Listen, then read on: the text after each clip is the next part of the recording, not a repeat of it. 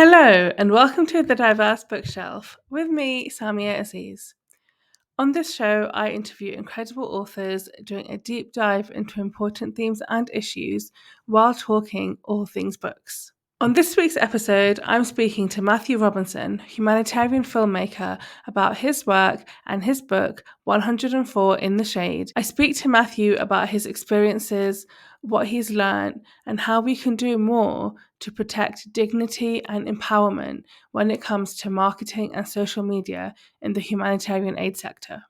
Founder of Migration Films, artist and filmmaker Matthew Robinson has been working in the media industry for 25 years as an editor on TV staples such as Strictly Come Dancing, Xtra Factor Rewind, The Only Way is Essex, Big Brother, and SAS Who Dares Wins.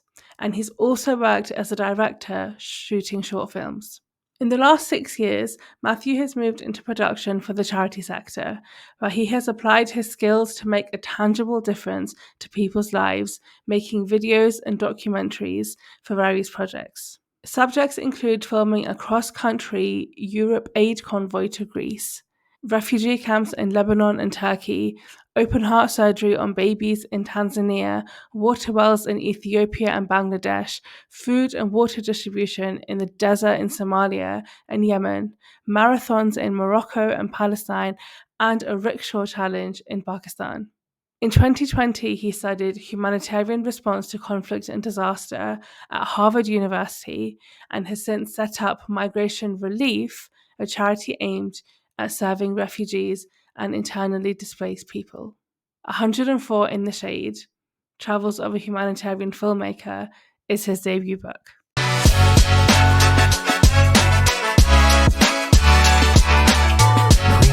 Before we go on with today's episode with Matthew, I'm just going to take a moment to tell you about the sponsors of this episode. Now, I know when it comes to giving charity, it can feel a little overwhelming. There are so many charities to choose from, all seemingly doing amazing work. So who can you trust? For this episode, I've teamed up with Muslim Charity, a UK-based international charity inspired by Islamic values who have been serving and uplifting needy and vulnerable communities since 1999. Muslim Charity are focused on empowerment and creating opportunities for those in need, giving them the skills and resources to thrive, to create livelihoods, to tackle hunger and thirst, and break cycles of poverty. They work with honesty and transparency, reaching some of the world's most impoverished and remote locations, providing food, water, orphan care, education, and healthcare. They are swift and thorough during times of emergency and stay behind long after, rebuilding communities. If you're looking for a charity you can trust, Muslim Charity is the one for you. Assalamu alaikum, Matthew. Welcome to the Diverse Bookshelf podcast. It's so good to have you on the show today. How are you doing? Walaikum assalam. All good, thank you. I'm glad to be here. I'm looking forward to sharing my book with you, my experiences.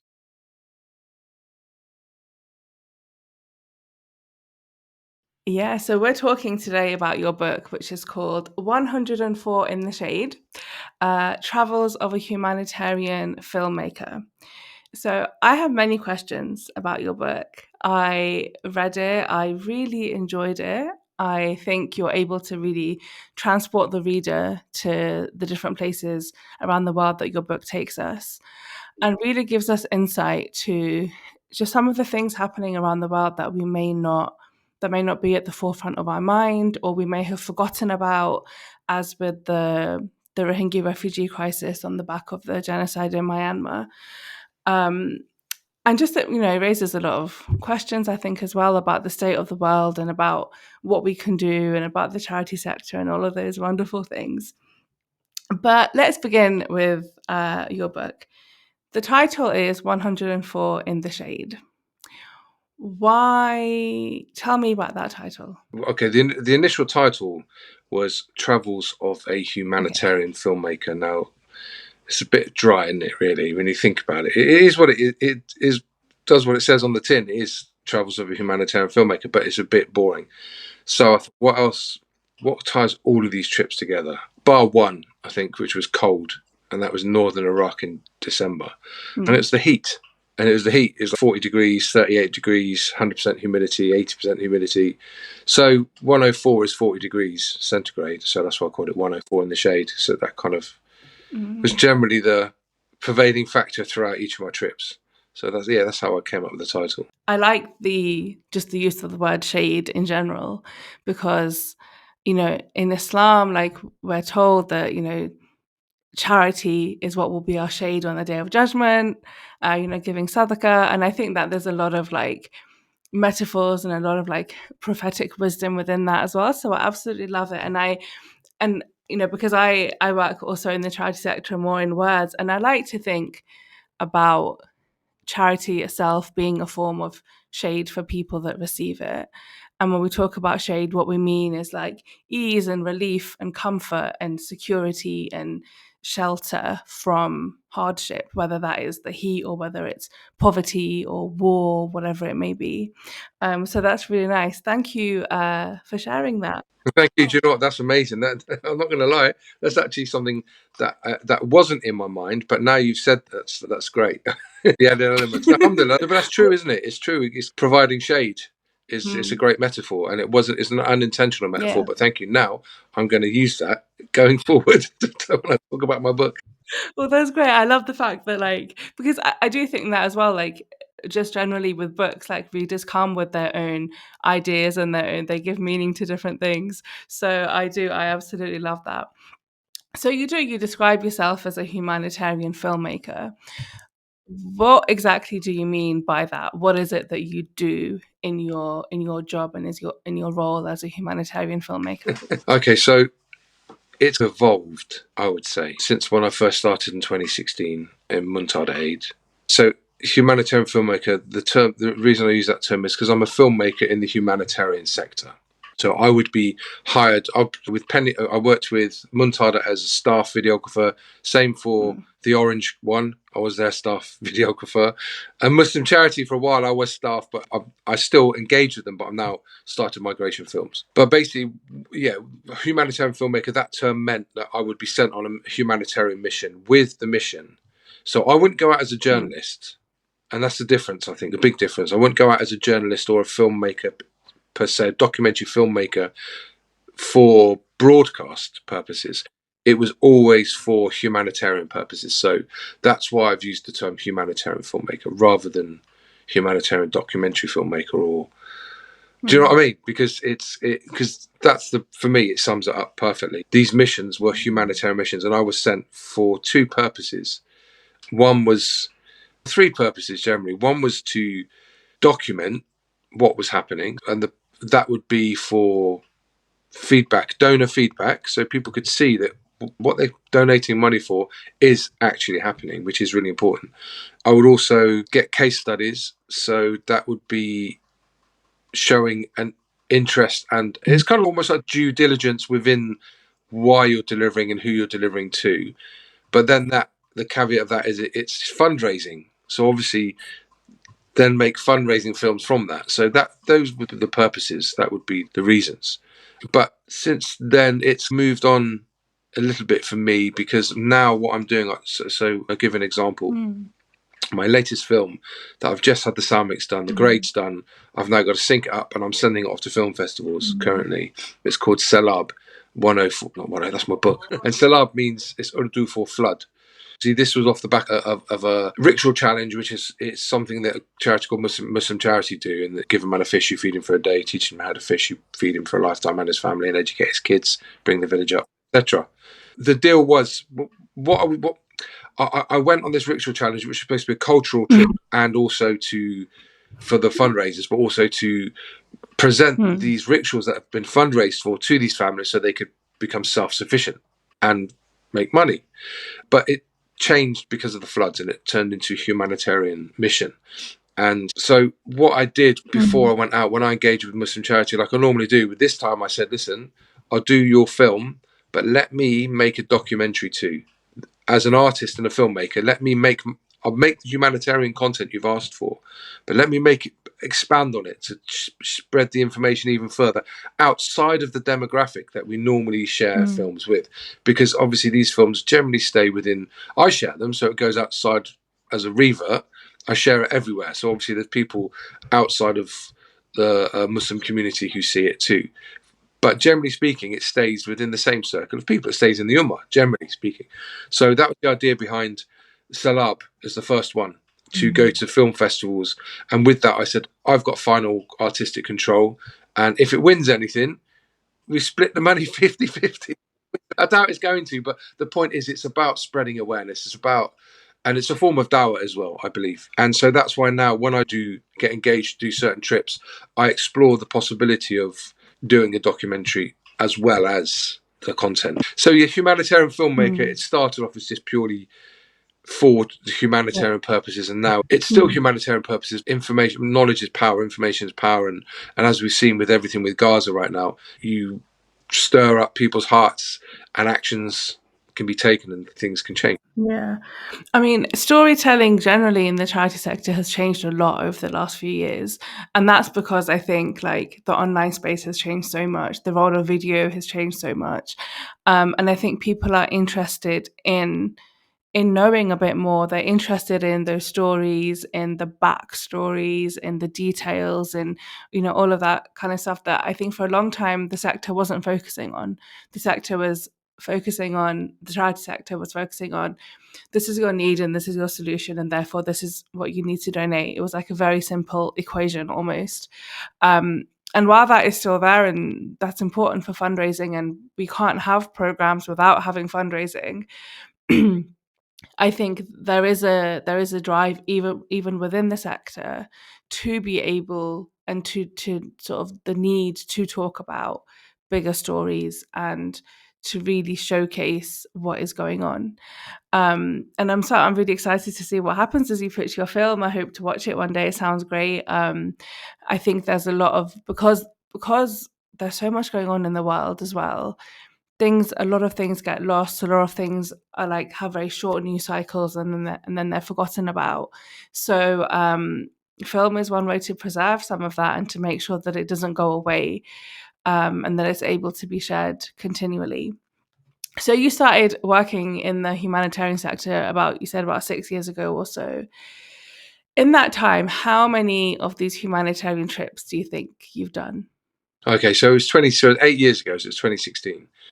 Prior to Okay. that was just mainstream film and TV as an editor, mostly. I did music videos, I did some short films and other creative bits on the side, but it was, generally speaking, it was mainstream film and TV.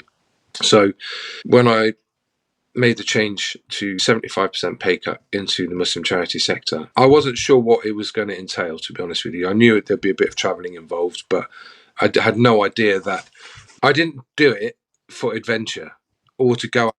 I did it because I wanted to step away from the mainstream and do something more in line with my faith. Obviously, I did with Muntada, I did 3 foreign trips, but Penny Appeal was like within 3 days of me starting, I was off to Somaliland. And I got back from Somalia, I think I had a couple of weeks, and then I was off to Bangladesh. Then I was back, and 4 days later, I was off to Myanmar filming undercover. Then after Myanmar, I went to Gambia, I think. Oh no, that was it. It was. I went to Gambia before I went to Bangladesh. So it was Somaliland, Senegal, Gambia, then Bangladesh, then Myanmar. Then after that, there was a lull for a couple of months, and then I went to Ethiopia, and then nothing again until I went to Ethiopia again. Then Iraq. Yes, it was Iraq after that. Then the Rohingya camps, January 2018. Lebanon, back to Gambia, then Yemen. And then I think Yemen might well have been my last foreign trip with them, to be honest with you. And then it was, pretty sure it was, can't remember going anywhere else after that. Then I left the orange ones and I started migration films.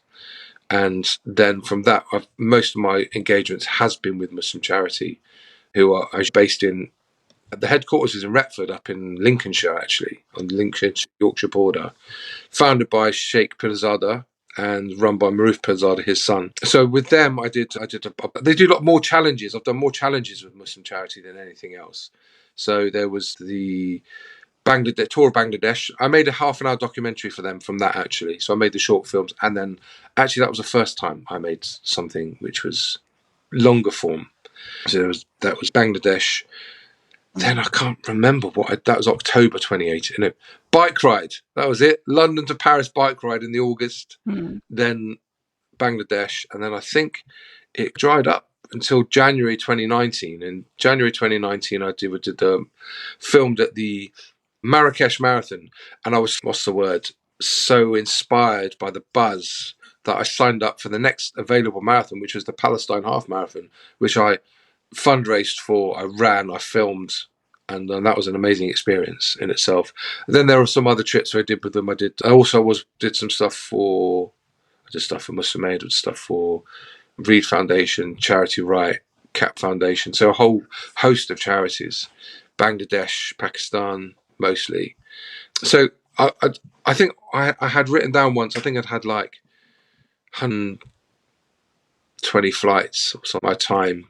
About 120 flights in 1 year. It was about 80 flights in 1 year. So there was a lot. That was the orange ones I was with.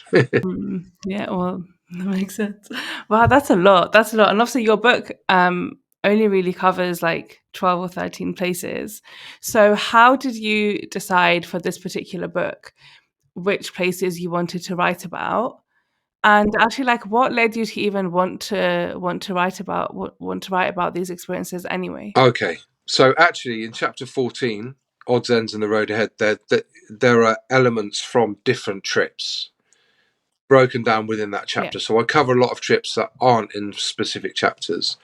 But for me, I included the trips which I think were the most had the greatest impact on me, to be honest with you. As no, don't get me wrong, as much as I love Gambia and my 2 trips there, it didn't have a huge impact.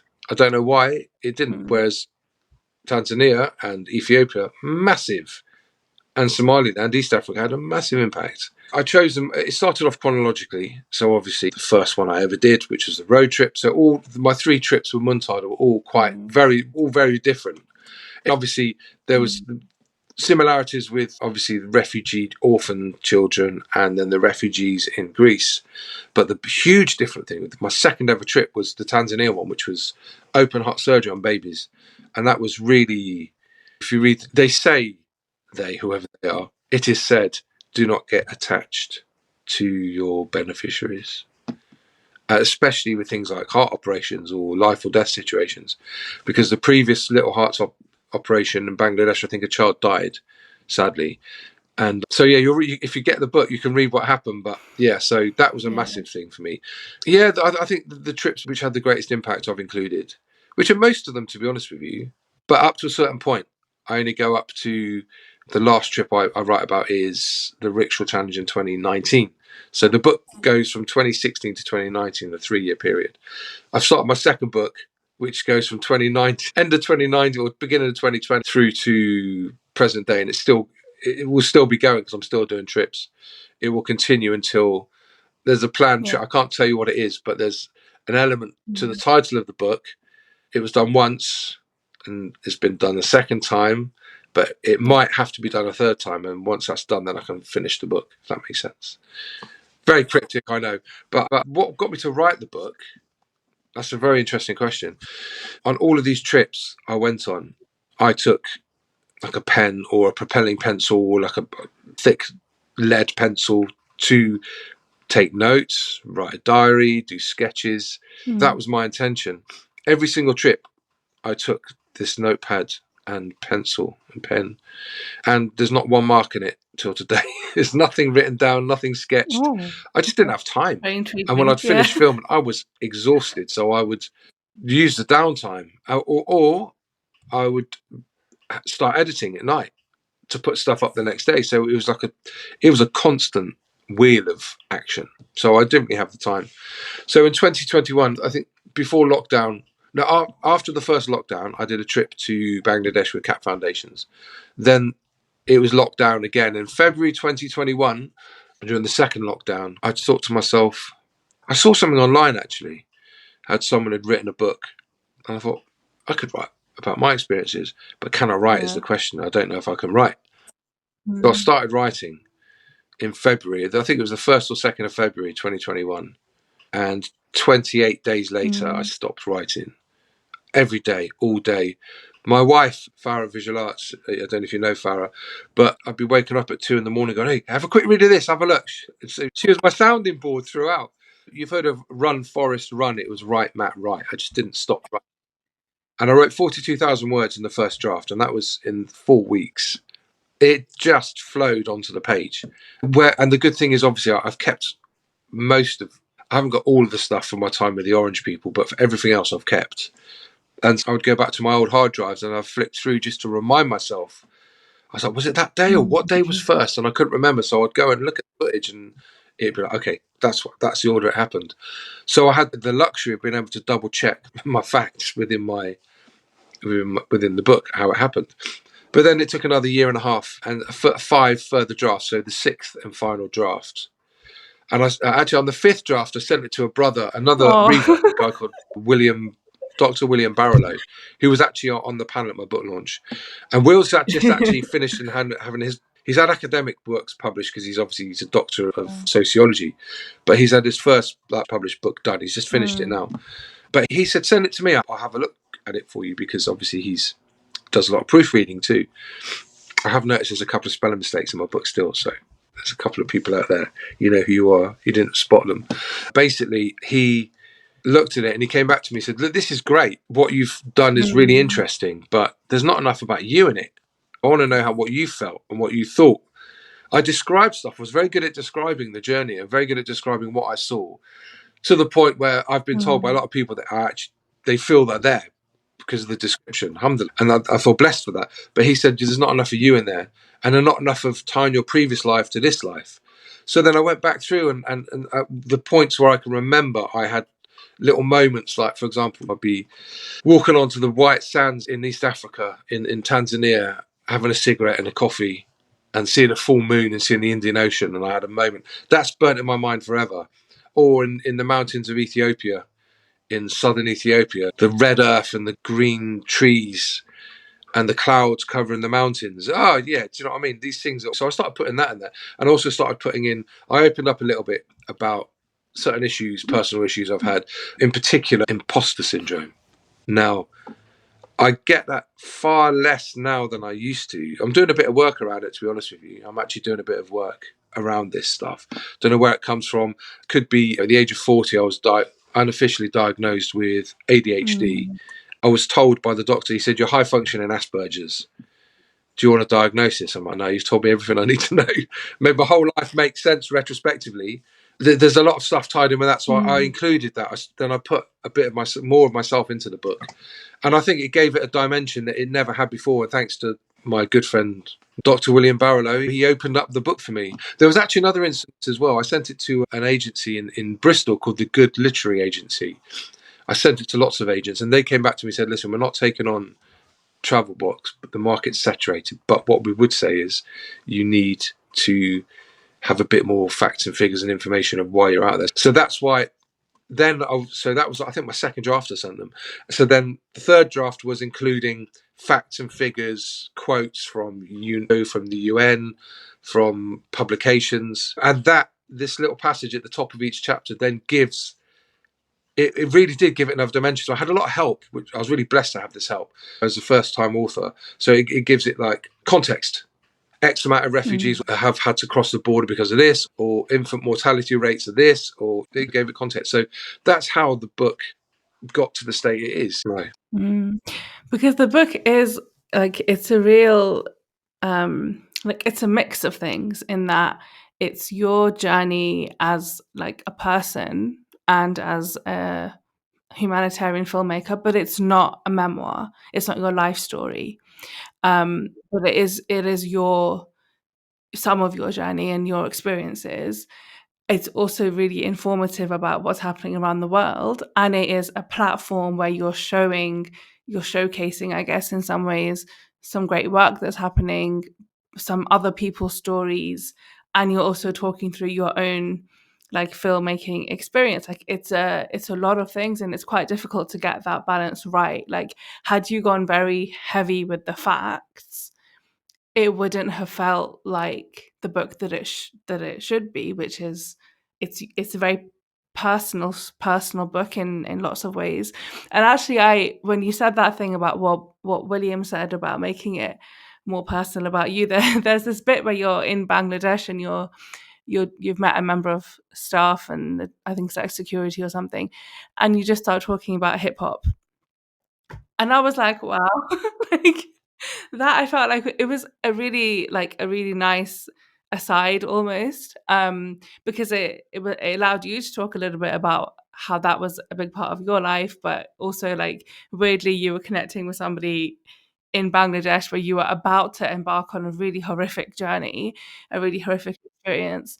And you had this connection about something completely unrelated. But, that was a big part of who you are, especially sort of before you'd come into this line of work, which I thought really was really nice. But and having like heard you just talk about the fact that Will suggested that you bring yourself more into it, I thought that was a really nice example of how you took that on. Because if I was writing about my time, I probably would have put in something like that. So that's very, very interesting. Actually, to be honest with you, that was in the first draft. That was before that. I included that before I spoke to Will. But the stuff that Will was talking about more was specifically like in Yemen, for example, where he said try and bring your past work experience and compare it to what you're doing now, because it was a massive change. And so like, when we were in Yemen, there was Yeah. a gunfight between between the Saudi militia and the South Yemen separatists in the street outside the sports centre. We had to go and lie on the first floor, lie on our backs. You could see the bullet holes all around the wall. And I was like led down for 2 hours, 3 hours. We were there waiting for the fighting to stop until they told it safe to come down. And it just reminded me of times when I would be working on Towie on The Only Way is Essex, and I'd be led down in an edit suite, just like exporting, and I'd be there with like my senior edit producer, Duncan Wilson, or TVC Soho when I used to go and do an edit there with my mate Simon Ward. So it's those kind of things, the comparisons between my past. That was another element he suggested as well. Yeah. No, that's really great, really interesting. So you say that you don't have time on these visits to actually like to write at the time, and like writing offers a form of processing, I think, and I completely get that. But you do throughout the book, at the end of some of the chapters, you've included almost like poems or bits of writing that you've put together after you've come back. And a lot of these, I understand from the book how they are part of your own sort of like healing. Sometimes you've had to go to therapy to deal with and process some of the things that you've seen. But what has sort of led you to write that short form poetry, to really process what it is that you had seen? I think it's a combination of things, really. I think that you're right, it's to process feelings. It's a way of using expression, artistry and expression to get that feeling that you're holding out.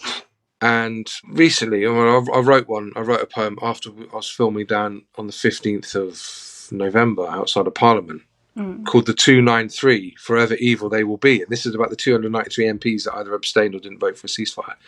And I put that out on social media because it was I wrote that literally from getting on the tube at Westminster and getting off in North London. It was a process. I wrote the poem, edited it, and had it ready by the time I got off the tube, and I put it out. And that was the same with all of these poems. I don't sit down. It literally, like a force, comes out, and I'm typing it. Sometimes I look at it and think, oh no, actually that's better there, and I switch it around and read how it reads. So I obviously do a bit of quick ad hoc editing, but it was generally. I found it, because I'm a painter as well, obviously, and always a lot of my work, if you've seen a lot of my, that's one of my paintings behind. I did that when I was 19 years old, actually. But I stayed in that vein, and my work is generally abstract, expressionistic, and I attack a canvas with big chunk, like a stick of charcoal, like a sausage, attacking the canvas, and I throw paint at it, and I get all that energy on it, and then I work at it, and I go back.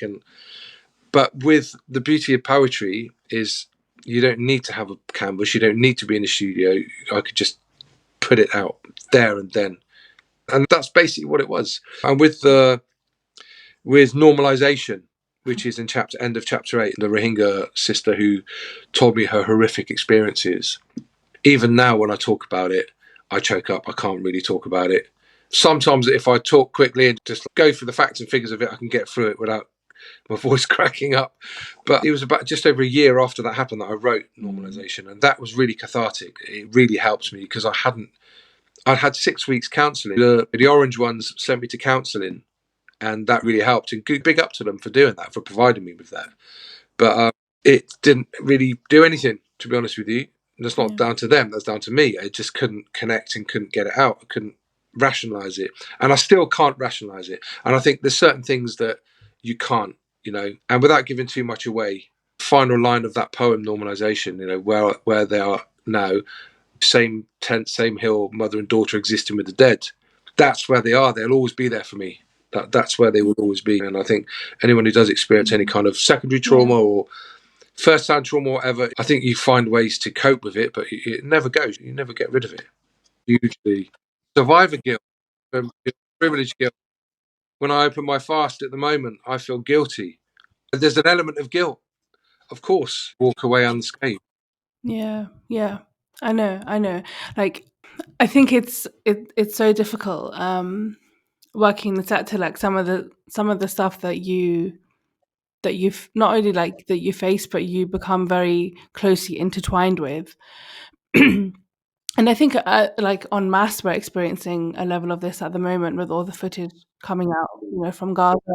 And it's really difficult to know like where to place that and what to do with it, because sometimes like the world just feels so ridiculously unfair. Like you just and I think the biggest thing we struggle with is like, when you left the Rohingya refugee camps in Cox's Bazar, because I visited Cox's Bazar back in 2018 as well, and I had the same experience. When I left, a part of me was, I guess, like relieved that I was leaving, but then another part of me just felt so disgusted about the fact that I was leaving. Like, how is it that I am able to leave and go, and I'm going to go and stay in a hotel, and I'm going to go and have a nice warm shower and have good food?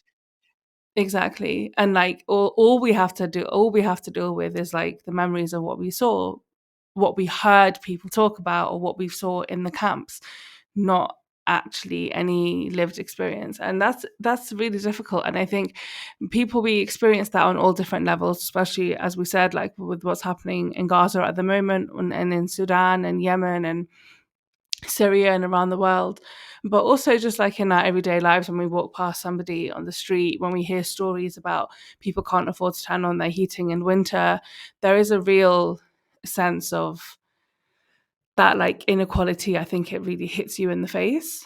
What makes that even So I worse? am. Sorry, what makes that worse for me today is walking through. I was filming in the Frontline Club on Monday, and I walked back into Edgware Road Station. I opened my fast in a little Syrian cafe on Edgware Road. I went back to Edgware Road Station. There was a lady sat there. Clearly, see that she was living rough. She was battling with something or other, and she was asking for money. And like since COVID, I just don't use cash. I don't, and so I've got nothing to give her. So I don't know.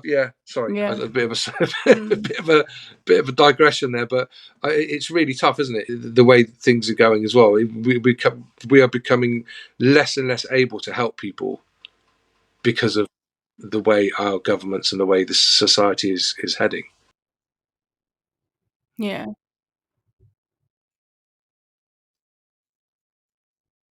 Well, yeah, because things are becoming a problem now that you never even thought could happen. Like we never believed that a government around the world, a military force, would be legitimized in their attack of hospitals, would be legitimized in their starving of a population. Like these are things that you never even thought could happen. And when they're happening, you're so paralyzed by, okay, well now what do we do, because we didn't even see this as a possibility. And then obviously even just here in the UK, we're seeing all of these changes as well, and the same things are happening where we're seeing, kids are going to school without food, and like they're not getting the right uniform because there's just no money, and they're cold, and all sorts of things are happening. And I think that's the biggest thing, is that I think for so long we've believed that we live in a democratic state, in a free world, in a, like there's these values of equality and justice. But now the things that we're seeing are just things that we never believed would ever happen. What we're seeing is proved that it's conditional. Yeah. It's conditional, and it's conditioned on your place of birth, on your race. Human rights vary on your place Yes. of birth, even more so now. And we are seeing the Yes. hypocrisy of all these institutions that have been put into place.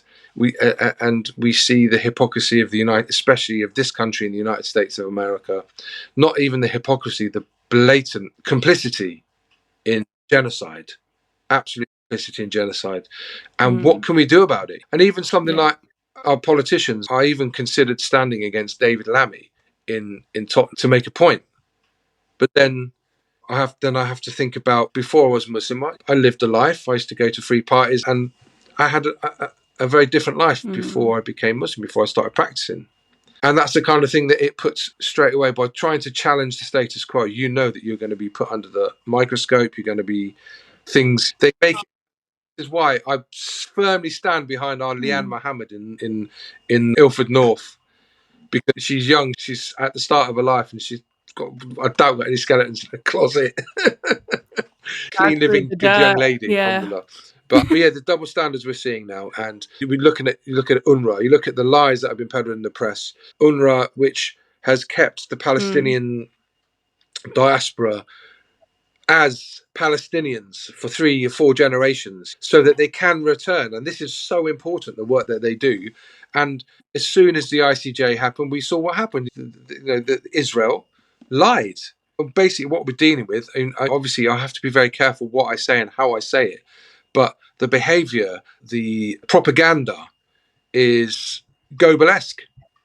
It's reminiscent of 1930s, 1940s Germany, coming from the Zionist entity of what they call themselves Israel. Yeah. And to be honest with you, it's tarring, accusing aid workers of being working for Hamas. And now targeting of aid workers, targeting of people trying to get aid. I know this is extreme.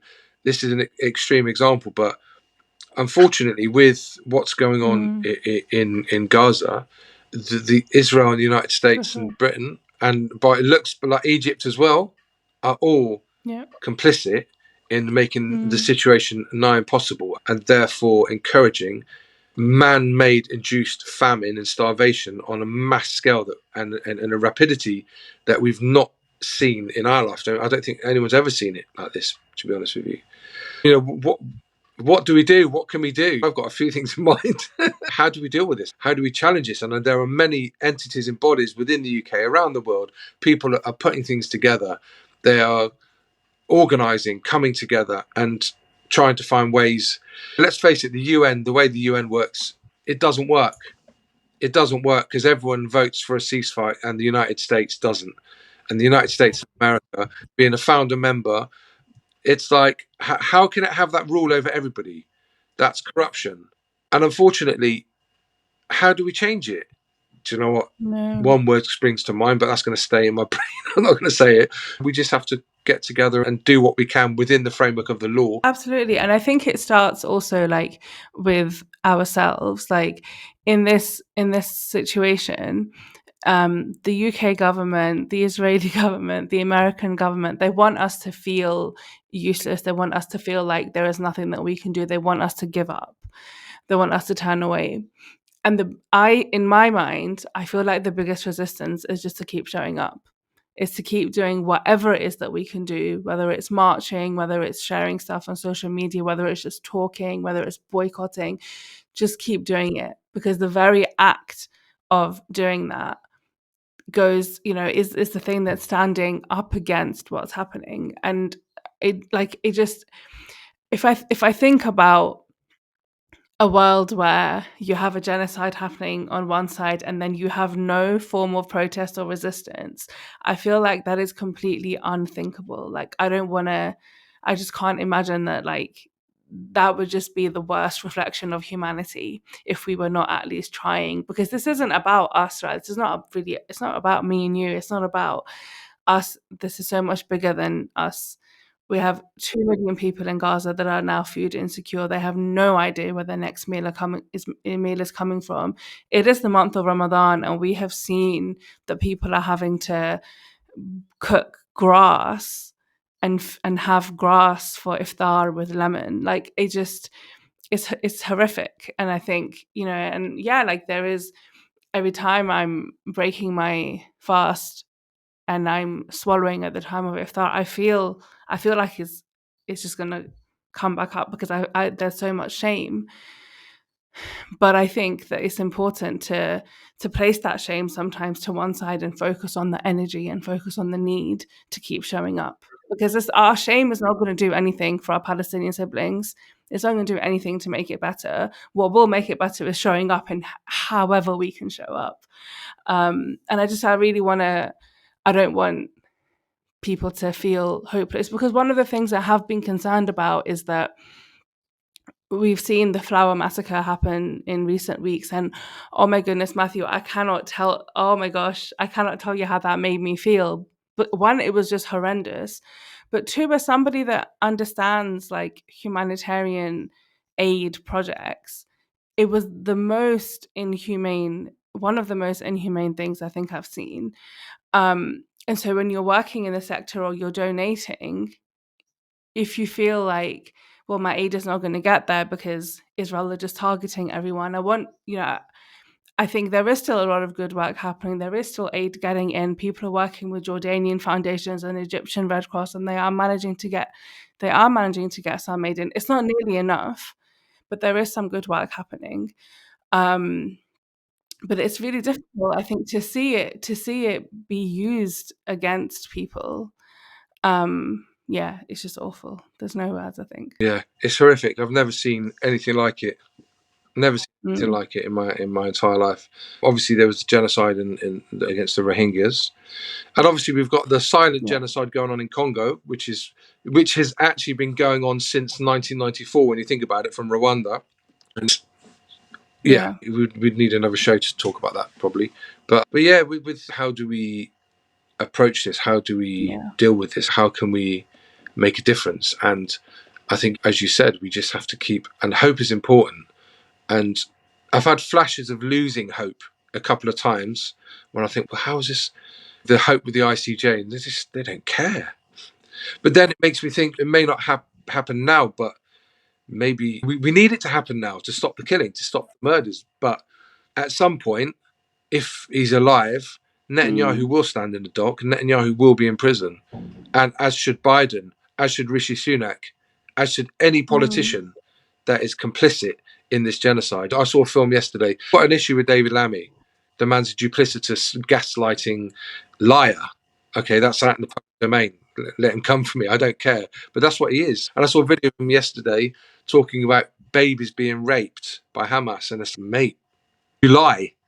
You're not telling the truth. And I know for a fact that this man went to a mosque in North London, spoke to a friend of mine, a well-known Muslim brother on the circuit, and he refused to speak about Gaza in Palestine, because he didn't want to risk his career. He said, I'm not going to throw my career away over Palestine. I want to be foreign secretary.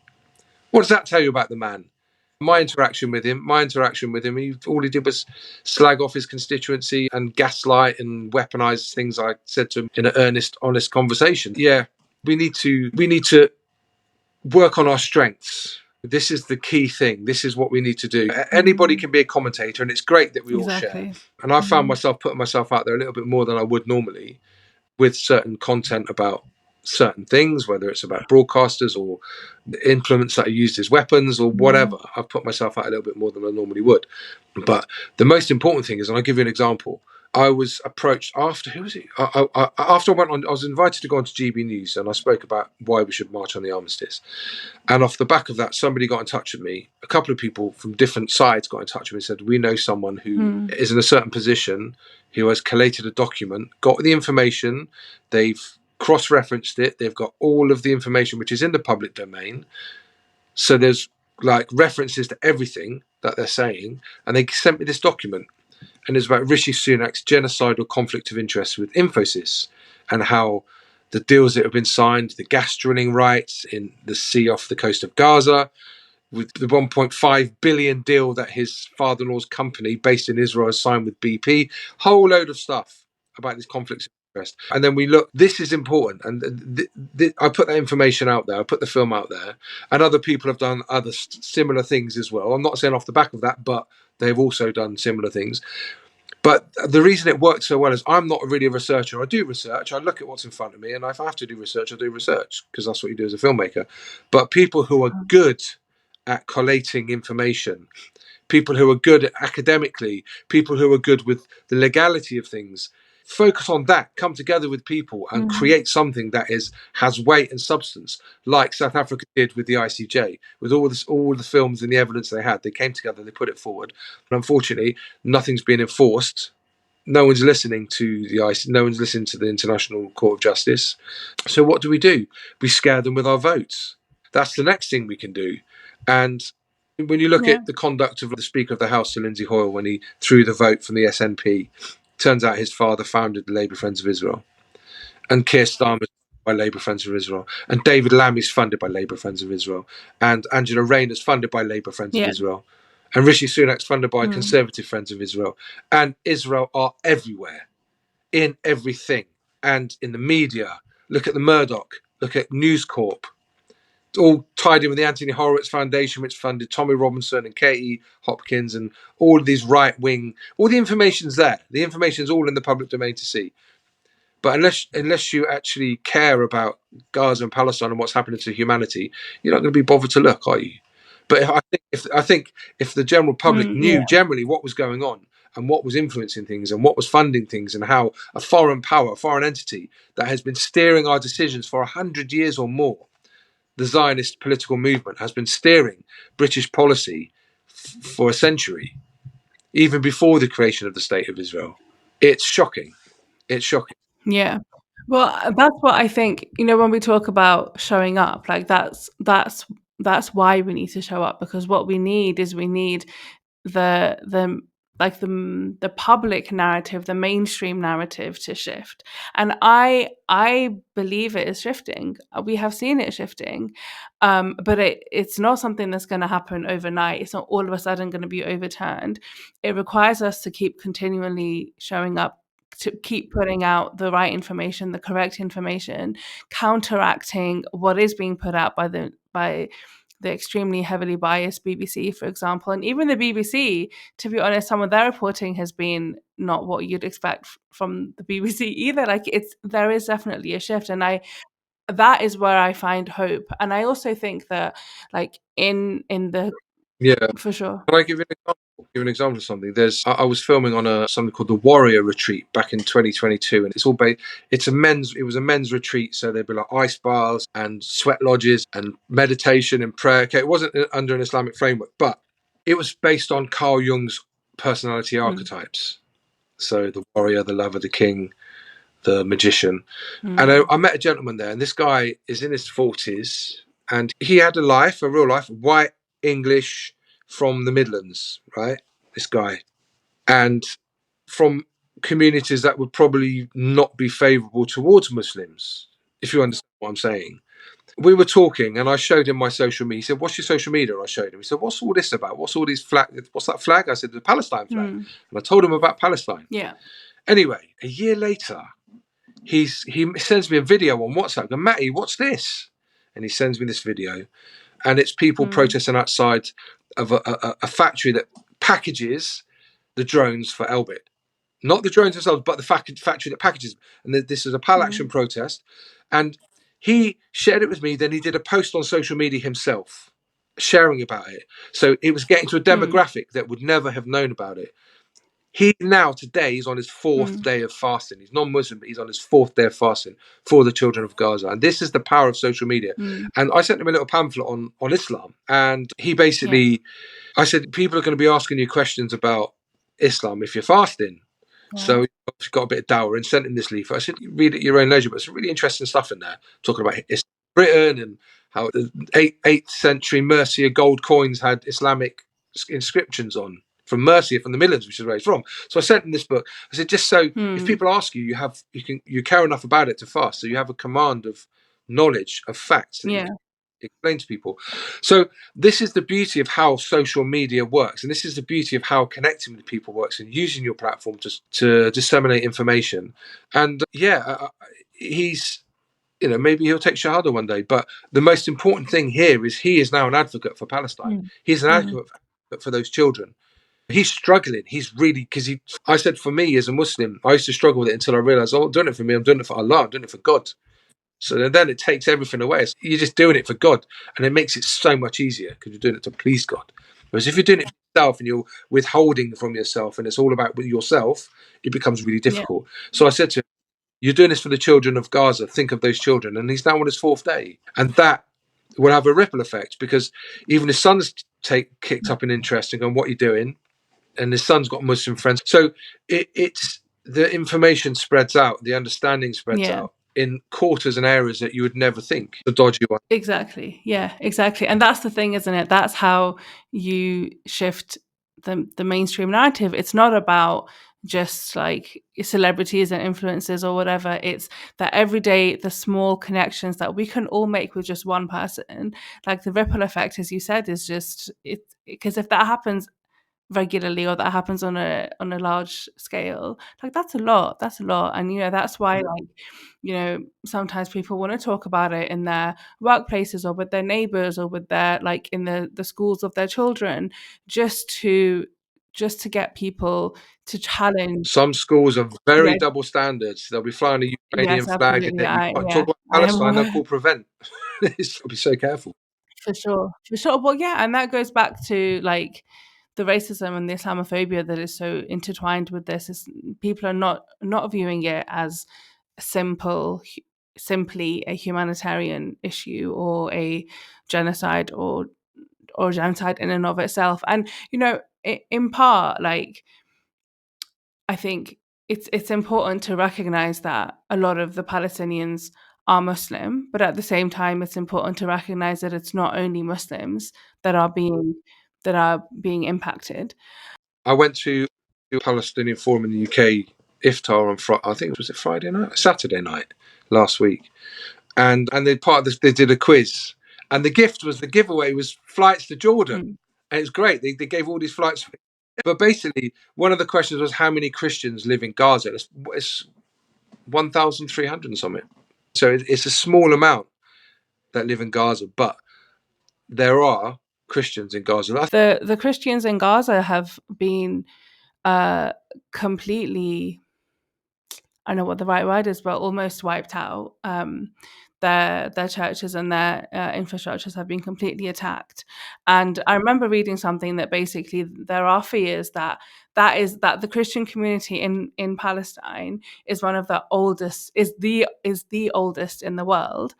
And now there's fears that it's just going to be completely gone, completely wiped out. And that, I mean, I think, we feel like there's so much Islamophobia and people are not supporting because we're Muslim, and there's a racism issue. But when you've got a Christian community that are not backed by the Christian church, that raises concern on a massive level as well. That's extremely alarming. Yeah, Reverend Mr. Isaac with Health Workers for Palestine. I met him.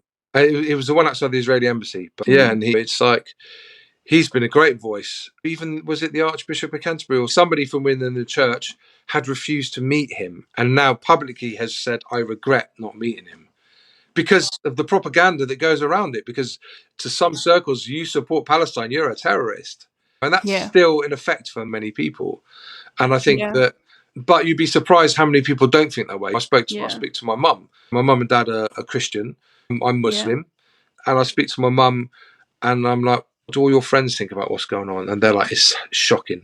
They're all in their late 70s, early 80s. And they're like, all of their friends. And they're from like the countryside around Bristol. So it's a pretty true blue area, really, when you think about it politically. Yeah. But they're like, what's going on is disgusting. It's shocking. And they are firmly behind Palestinians, firmly behind against what Israel's doing. That is really really hopeful, I think. And I just, I think the thing is that this is about sustained pressure. If we look at the apartheid in South Africa, it took maybe like 100 years or something for it to lift. Like, I don't think the solution is going to come tomorrow. I don't even know if it's going to come in the next 10 years, but it will come. It has to come. I firmly believe that it will come. I think it will. I think And don't forget, there's the self-fulfilling prophecy of the 8th decade of Israel, and it will fall in the 8th decade. That's their own prophecy. oh, I had never had that before. That's very interesting. Well, the 8th decade is around the corner. We're at 76 years this year, so Yeah, the 8th decade. So some point within the next 4 years, yeah, within the next wow. 4 years, it will implode or crumble. And I suppose, In the chapter in your book where you talk about what happened, you talk about visiting the Rohingya refugees camp in Bangladesh. You make a you talk about, so basically the woman you had interviewed, and we won't disclose what happened to her. One, it's very traumatic, and two, I think people should pick up the book and read for themselves. Um, but she talks about what she experienced, and you see basically this insane amount of grief come out, and she's really distraught, understandably. And you talk about the fact that there's a really fine line between like asking people to talk about their trauma in order to help them, and the fact that how for any one person talking about their trauma is so difficult, and it's very difficult to know whether you're going to cause harm or good. And I thought that was so interesting, and when I read it, I had to sit with it for a while, because I think this is one of the biggest issues we face working in the humanitarian sector, is the way in which people are expected to tell their stories and share their trauma, but also, like, is it really helpful? And I just wondered if you could reflect on that. yeah, again, I'm going to bring it back to today Yeah, and the five and yeah, a half, 6 months since October the 7th. The decency where people would not. mm, I know there's censorship on platforms and there's stuff which is blurred out and it says a trigger warning or which is needed. I think that's really important. That's there. Everything's gone out of the window. And it's the mm, image. The first thing that really burnt into my mind more than anything was, yeah, and that was in October. I think it was the first or second week of October. That boy who had his legs blown off and his face was gone, and they were washing his face and he was screaming. You could hear him screaming, and then he passed away, not on camera, and his dignity was gone. He was naked, and it was awful. And that's burnt into my mind, but not just the vision, the sound of that. And I think on the flip side of it, about a month or so later, you got Palestinians saying, "We're not animals in a zoo. We're not a freak yeah, show. We're not a sideshow. Have you not seen enough to take action?" So and then there's the added element of the desperation situation. Under normal circumstances, would they want that to be seen? But they're reacting to the reality of what's going on. So I think that mm, it's very mm, easy to point the finger and make a judgment about how people are doing stuff, or if something's too explicit, or if it's shock value. I think it's very easy to do that. And I think what one needs to do is look at each situation individually. Obviously, as taking it back to my role, what I do, I'm there for a purpose, and that purpose is I'm engaged from the charity. I'm employed by the charity to go and film what they need me to film. It's a contractual thing. I'm not going as a doctor yeah, to save someone. I'm not. I'm going to capture what they want me to capture because they're the ones who employed me. However, I have a limit on what I will do. There was one example back in 2017. I went to somewhere in Northeast Africa, and I was asked to film a boy drinking out of the presenter's hands, drinking water. And I'm like, "What are you doing? I'm not mm, filming that." He said, "Oh, come on, our community will love it because there's a hadith." Yeah, blah, blah, blah, blah, blah. So I filmed it. But I know that now I'll be like, I'll be like, "No, mate, sorry. I don't care what you think about your community. It's distasteful to me." And I have these firm stances. But in the case with this Rohingya woman, I didn't know whether I left there not knowing. I actually, honestly, mm, now today, I think I caused more harm than good because I've not seen her interview anywhere online. I've not seen it put out anywhere. from what this. So we put her through that. I think the case study was so hard hitting that organisation decided not to put it out. That's awful. Yeah.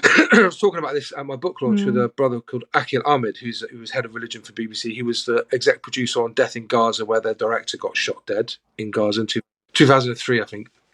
Amazing guy, alhamdulillah. And he actually is one on the board, the committee for the Bradford International Literary Festival as well.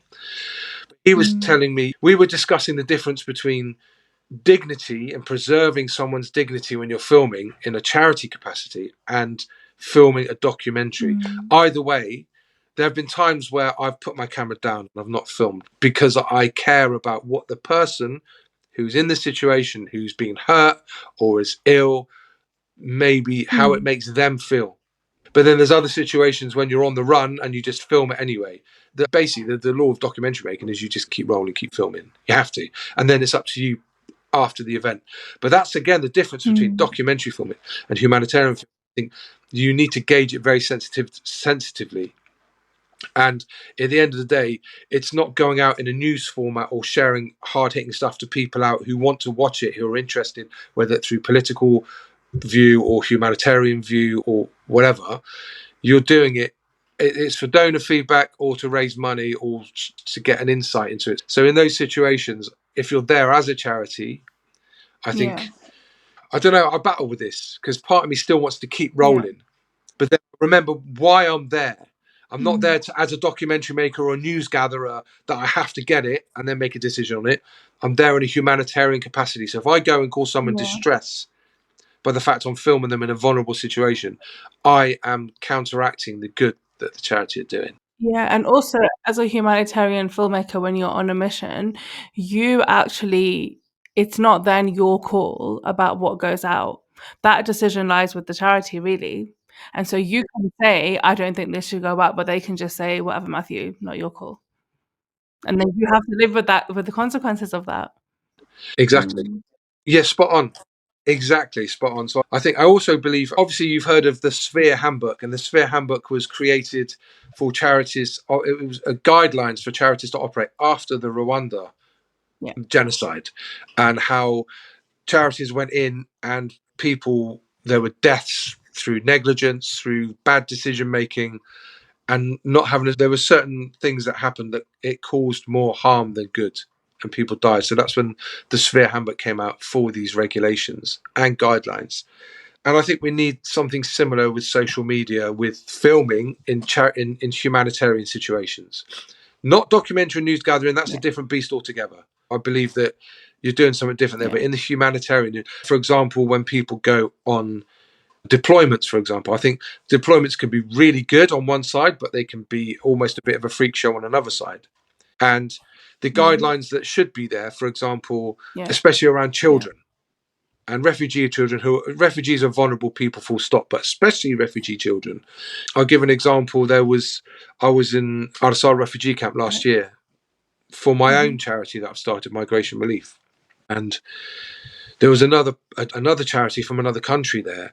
And the Muslim brothers, alhamdulillah, everyone's intentions were pure, doing hard work to help people.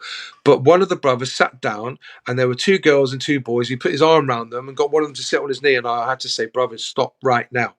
Stand next to them, have no contact, no physical contact. Don't pick them up and hold them, because there are people out there, apart from anything else. Firstly, it's a safeguarding issue for the child. You should not have physical contact with the child. Secondly, it's safeguarding for you as an individual, because if people point the finger at you, hey, it could end in prison. It will best your reputation going. And also reputation or the legal status of the charity that are there. And if that gets damaged in any way, the charity then cannot deliver aid in the future, and it impacts so many people. So these guidelines need to be in place. And I understand the excitement, the passion, the genuine good-heartedness that people want to share what they're doing. And I don't think there's anything wrong with that, but I think there's ways of doing it. And these guidelines need to be put in place to safeguard that everything as a whole. And there was something else as well I've forgotten. There's another. Yeah, and I mean, I think you're right, because it's about getting it's about getting the balance right. It's about and actually really thinking about the impact that your actions can have. Because I think in that moment when you're on a deployment, and so what we're talking about essentially is untrained volunteers who have a lot of the time they've raised money to go and deliver some sort of aid. Usually it's food parcels that they themselves have gone to factories in country and they're packing them and they're distributing them with teams on the ground. But these are people that often this is their first time traveling to a place like a refugee camp, or their first real exposure to the ins and outs of the charity sector. And so there's a lot of I do believe there's a lot of good intention, there's a lot of passion, there's a lot of drive, but it's about understanding actually how harmful it can be to go and try and make a connection with a child when a few hours later you're going to be leaving, or connecting with somebody and in some way shape or form implying that you want to help them, or you're going to come back, or you're going to do more for them, and then you're going. And there's things that you don't even realize that you are implying just by the way that you're carrying yourself and the way that you're behaving. And so I agree with you. Like, I think there needs to be a little bit more guidance and support with that, and it will make everything hopefully, inshallah, like better for every single person in that process, because there's a lot of stakeholders in any deployment. There's a lot of things going on, right? It is a organizational like whirlwind. Like, there's just so much going on. I also But think yeah, that there's one yeah, example of a charity, an amazing charity in a country, in a refugee camp, and an individual was so moved by a disabled young, I think it was a girl, so moved by the situation, and this person had influence online, and they were so overcome with their emotions and what they saw, they couldn't handle it. They were crying and snotting, and it was like I could see the pain they were in. But then it's actually, do you know what? I understand your pain, but you know what? This isn't about you. This is about them. One yeah, needs to, and I've seen people do this very well. My first time I went to Lebanon, there was one brother. I'll name Umran. He's in my book. Yeah, alhamdulillah, wonderful brother, yeah, and he felt emotional. But what he did was he removed himself from the situation, and I looked out, and he walked away from the border, facing away from everybody. And I walked up to him, and he was crying. But I was like, put my mind. He was like, it's just really tough, and he pulled himself together, went back into the situation, and and that's the key thing. Our sensibilities and sensitivities are not when you get home, when you get back to the hotel, when you get back in the minibus and you're driving away. yeah. Talk about it, cry, react, back to the hotel, back to the UK, whenever, but not in front of the beneficiary. Have a bit of self-awareness that it's not about you, it's about them, and you don't get to do that. Yeah, because already, like, it's so the relationship between a charity and a beneficiary is already actually it's quite tense, right? Because nobody wants to be in the situation where they are reliant on aid. But when your situation is so desperate and it's so awful, it's a very because there's a power dynamic there that is always going to be there, because it is one person helping another person in the most simplest of forms. And so that leaves like the beneficiary, the person receiving the support, even more vulnerable. And sometimes, because one of the concerns that we have in the sector is that when you go and meet somebody that is benefiting from a project, you're worried that they are saying things that will make you as a donor like happy or pleased in order to maintain that relationship. And this is a very real concern, and it's not like I know it sounds really ugly and I don't want it to sound horrible, but this is the reality. Because when you are dependent on aid, if that aid stops, like, this is we're talking about life and death. And again, this is the reality is that if your circumstances were not so, you would probably behave differently, and you wouldn't be having to make some of the decisions that you're having to make and say certain things that you're having to say. And I think that it's just about understanding the complexities around that, and then modifying your behavior to be in line with that, and to like be respectful and mindful that this is what is going on. Yeah, no, I agree completely. I think I think that also carries over to the operational side of things as well. And there's something, and this is something I'm more Yeah, obviously aware of now because of the fact that I'm starting my charity. I started my charity. It's still with the Charity Commission at the moment, but I've already done 3 missions. But one thing I think is really key, and I'll use an example. When I was in Lebanon for my first mission for migration relief last year, February last year, I was woken up by the earthquake in Turkey because it's 250 miles away. I was woken up, like violent shaking of the building. There was no damage, but it was like the building was shaking. It woke me up. And then following that, I had phone calls from people going, one person was like, or WhatsApp message going, what are you up to now? Where are you? I said, I'm in Lebanon. Are you going to Turkey? No, I am. I said, why are you going? He said, I'm going to go check out the situation. I thought, okay, fine. And then another brother went there, and he was sharing the generosity of the Turkish people. Alhamdulillah. I'm not going to name that. This is a very good brother, but I felt that the urge and the human urge, human nature to go and help, which is what it is, which is good. It's a good thing, yeah, gets in the way of what actually needs to be done. So if one goes to a disaster zone, whether it's an earthquake, a tsunami, or whatever, yeah, and you go straight after the disaster, you're going to take somebody's bed where there are no beds. You're going to take somebody's food where food is limited. You're going to take clean drinking water where that is scarce from someone else on the ground who is digging in and ruins of buildings or building barricades or helping people in the floods. Do you understand? Whereas if you're going as a fundraiser from the charity sector to be there on the ground and go, look what's happened, here I am, please donate. It's no, mate, you shouldn't be doing that. If you're a doctor or a paramedic or someone with medical training that you can help people who are injured, if you are an engineer, a structural engineer, where you can help with buildings that are ready to collapse, or if you're a search and rescue expert, where you can actually get on your hands and knees and go and dig people out of the wreckage, or the fourth one is if you're coordinating aid distribution yourself, you have to be there to coordinate to make sure aid gets to people from A to B to C. Otherwise, if you're there as a fundraiser, you're completely like off key. You should not be. You should give it a bit of time for infrastructure to be in place, then go out, then fundraise. It's easy just to get on your phone and in your house or in your garden or wherever you want to do it and do a shout out because of what's happening. Edit a bit of footage in and put that out. That's all you need to do. But as a fundraiser, one should not be going to these disaster zones, and that's a real bugbear of mine as well. But I understand it's a natural reaction. We want to help. We want to go. It's not the time. So, but I think if these guidelines are in place, it makes it.